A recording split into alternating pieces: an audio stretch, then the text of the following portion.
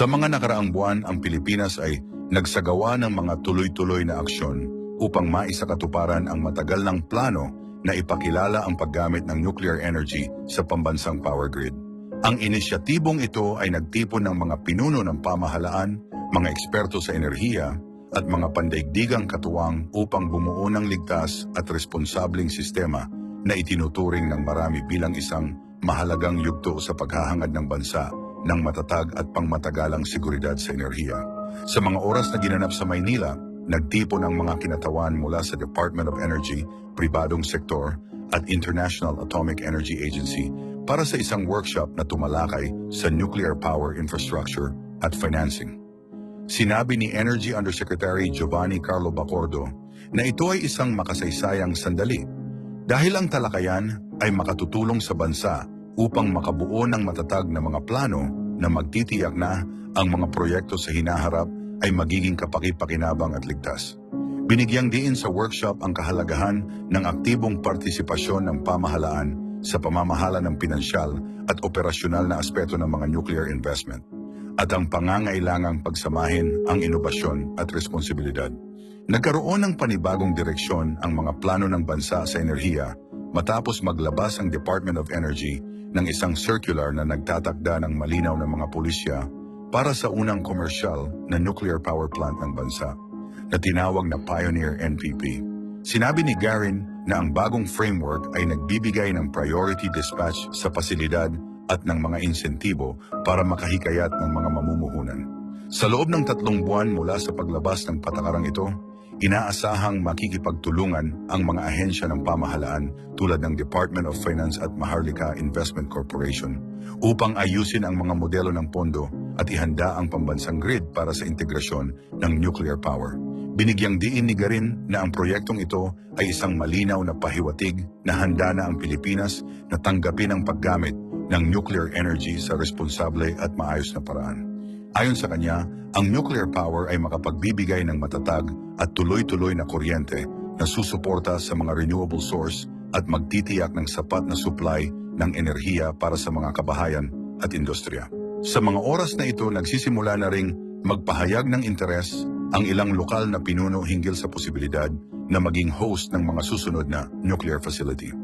Sa Pangasinan, sinabi ng mayor at vice mayor dun na bukas ang kanilang bayan sa ideyang ito at higit kalahati ng mga residente ay lumagda sa petisyon ng pagsuporta kapalit ng benepisyo tulad ng libreng kuryente. Binigyang diin ng 2 opisyal na ang kaligtasan at seguridad ng mamamayan ang pangunahing isa sa alang-alang. Ipinaliwanag naman ni Dr. Arcilia, Direktor ng Philippine Nuclear Research Institute, na ang bagong batas na Philippine National Nuclear Energy Safety Act ay nagsisiguro ng mahigpit na regulasyon sa pamamagitan ng pagtatatag ng Philippine Atomic Energy Regulatory and Safety Authority o PhilATOM. Ang ahensyang ito ay magiging independent body na magbibigay ng lisensya lamang kapag napatunayan na ang bawat yugto mula sa konstruksyon hanggang operasyon ay sumusunod sa mga pamantayang pangkaligtasan ng International Atomic Energy Agency. Taon na ang nakalipas ng isulong ni dating Pangulong Rodrigo Duterte ang ganitong direksyon sa pamamagitan ng pagpirma ng isang executive order na opisyal na nagsama ng nuclear energy sa energy mix ng bansa. Sa utos na ito, inatasan ng isang interagency committee na pag-aralan ang posibilidad ng pagbubukas muli ng Bataan plant na matagal nang hindi aktibo. Sa mga oras na may mga pangkat na naghayag ng pag-aalala tungkol sa halaga at praktikalidad ng mga proyektong nuklear, iginiit ng mga opisyal ng pamahalaan na ang bawat aksyon ay nakabatay sa mga internasyonal na pamantayan at mahigpit na safety protocols. Para sa marami, ang kasalukuyang pag-usad ay sumisimbolo ng panibagong pangako ng bansa na magkaroon ng abot-kaya at maaasahang enerhiya para sa mga susunod na henerasyon. Isang adhikaing hinubog ng pagtutulungan, maingat na pagpapasya at tuloy-tuloy na pag-unlad. Well, isang mabilisang balita muna tayo mga kapupong patungkol sa nangyari kagabi ha. Sa mga hindi nakakaalam ay ika-50 anibersaryo na ng Trilla in Manila. Which is kung hindi ako nagkakamali ang apo mismo ni Muhammad Ali ang isa sa mga lumaban kagabi. Pero bago ang lahat kasi mga kapupong merong isang pangyayari ang hindi inaasahan at biglang kumalat ngayon sa internet. Yes, mga kapupong, sa mga oras kasi na pumapasok sa venue, itong si PBBM merong mga kumakalat ngayon na videos na maririnig niyong merong hindi lang isa, kundi ilang mga Filipino ang sinigawan nitong si President.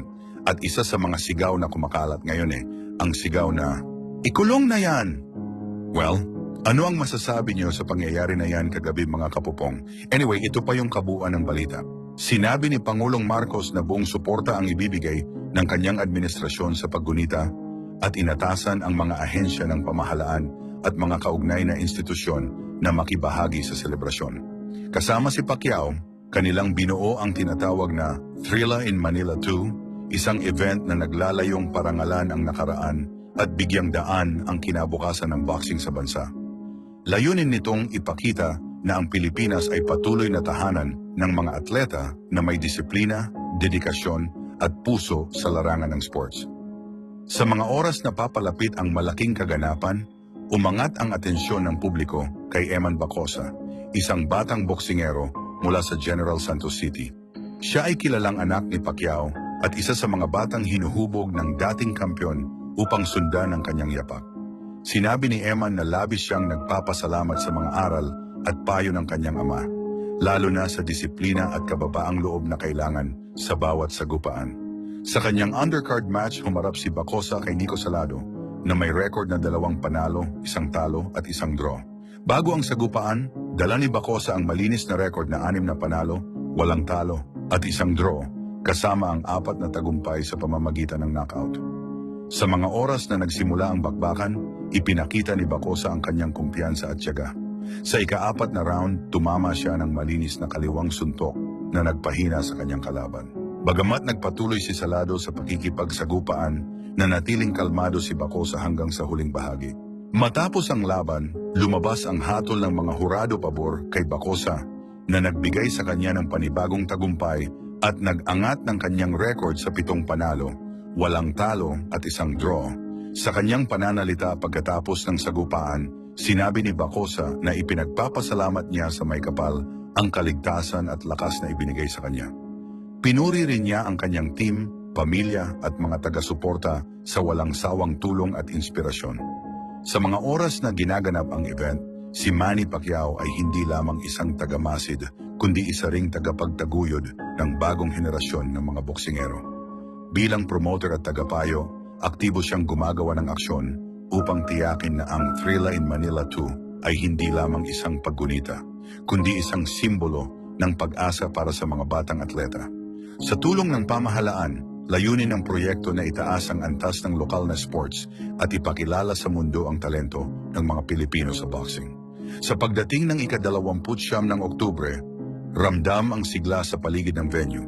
Ang makasaysayang lugar ay muling magiging saksi sa bagong kabanata ng Filipino boxing, isang pagsasanib ng nakaraan at kinabukasan.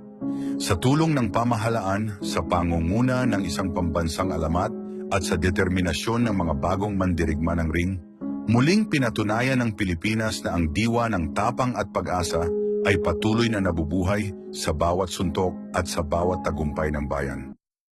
2 sasakyang panghimpapawid ng United States Navy ang nakaranas ng insidente sa tubig noong Linggo ng hapon habang nagsasagawa ng regular na operasyon sa South China Sea, ayon sa kumpirmasyon ng Pacific Fleet ng US Navy.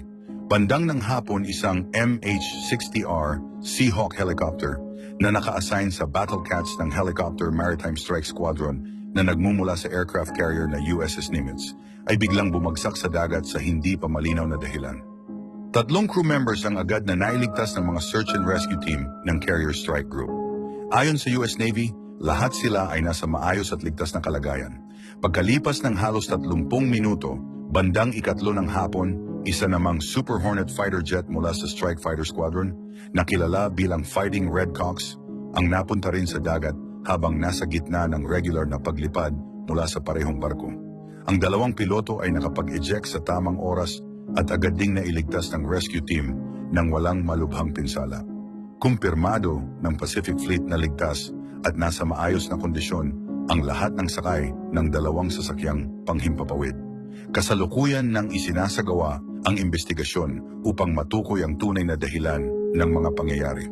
Ang USS Nimitz na nasa huling deployment nito bago ito planong isailalim sa decommissioning, ay nag-ooperate sa rehiyon matapos ang isang misyon sa Middle East at ngayon ay patungo na sa home port nito sa Washington State.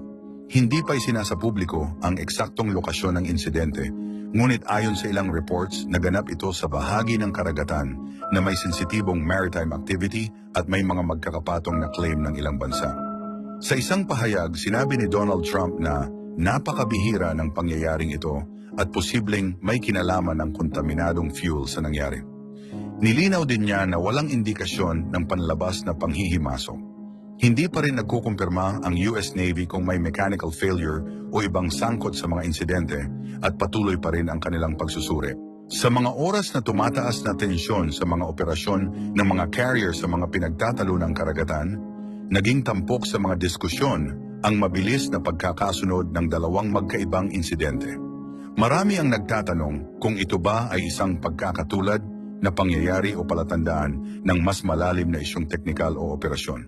Sa mga opisyal na ulat ng Navy, hindi pa rin tinutukoy kung ang panahon o mechanical issue ang sanhi, kaya't patuloy ang masusing pag-aaral. Sa pagpapatuloy ng deployment ng US Carrier Group at sa kanilang pag-uwi, sinabi ng mga military analysts na ipinapakita ng mga insidenteng ito ang mga panganib na kaakibat ng mabilis at tuloy-tuloy na operasyon sa himpapawid sa gitna ng magulong maritime environment. Dahil ligtas na ang lahat ng personnel, nakatutok na ngayon ang atensyon ng pamunuan sa pagtukoy kung ano talaga ang nagdulot ng dalawang aircraft na bumagsak sa dagat sa loob lamang ng maikling pagitan ng oras. Ang insidenteng ito ay paalala sa kahalagahan ng kaligtasan, koordinasyon at maingat na pagsubaybay sa mga operasyon ng militar, lalo na sa mga rehiyong may masyalang sitwasyon sa karagatan. Bagamat nagdulot ito ng pag-aalala, ipinakita rin ng mabilis na aksyon ng mga rescue team ng US Navy ang kahandaan at disiplina ng kanilang hanay sa pagharap sa ganitong uri ng hindi inaasahang pangyayari. Pero ang tanong ko sa inyo mga kapupong ano sa tingin nyo ang tunay na dahilan ng nangyari sa jet at helicopter ng Amerika? Well, okay lang ba na i-comment nyo ang inyong sagot sa comment section?